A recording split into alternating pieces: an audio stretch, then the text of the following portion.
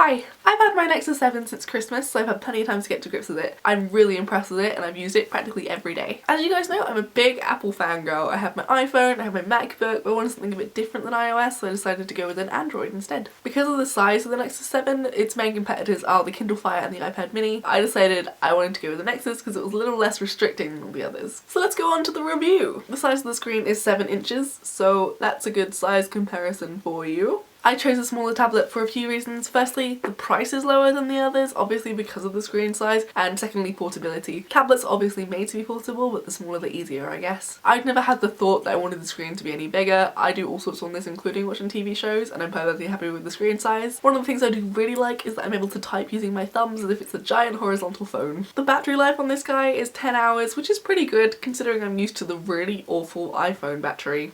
And it's super light. It's 340 grams, which is good because there's enough there to make sure it doesn't feel cheap, and in my opinion it looks and feels more expensive than it actually is. There is a 1.2 megapixel camera on the front for things like Skyping and Google Hangouts. The quality of this camera is lower than its competitors of the same size, but I think it's fine for Skyping and Google Hangouts. I don't use it very often, so it doesn't bother me, but it's good enough to have video calls with. It uses the Google Play Store, which is formerly known as the Android Marketplace. It's pretty good, everything syncs up automatically. As you can imagine, it probably doesn't have as many apps as the App Store, but I've never gone on here hunting for an app and not been able to find it, so that isn't a problem either. So I use my tablet for two main reasons. I watch a lot of films and TV shows on public transport, and it also helps me disability-wise at university. It makes things easier in terms of carrying textbooks. The more popular ones have ebook versions, which I can just read off this guy, and also I can have the PowerPoint of the lecture on my own individual screen, so I don't have to rush and keep up with everyone else. It makes things so much less stressful. So if you're dyslexic and you're in further education, I'd recommend one of these. There's just a few disadvantages. It doesn't have a rear-facing camera. I don't find that a problem, but some people might. There's some buttons on the side, so you've got the power and the volume here. Sometimes I accidentally hit them when I'm rotating the tablet, but again, that isn't a big problem at all, which is a little clumsy thing of mine. As you can expect, as this tablet isn't an iPad, the choice of cases isn't huge, but I still found a nice purple leather one on eBay, which is 360 degrees, and it can stand up as well. Pretty happy with that. There's different colours and different styles. It's just not excessive like anything is for Apple products. So that's my review. Honestly, I love this thing. I really do. It's super great and really helpful for university. I'm really happy with it. Just the battery could be a little longer and the buttons could be a little less fussy. This is my first tablet. I mean, 6 months ago, I didn't see the point in the middle. I had a laptop and a smartphone. I didn't think I needed an in-between. And to be honest, I don't need this. It just makes things easier. So do you have a tablet? And if so, which one? Or are you like how I was a few months ago and didn't really see the point in them? Let me know in the comments. Let's get some discussion going as always.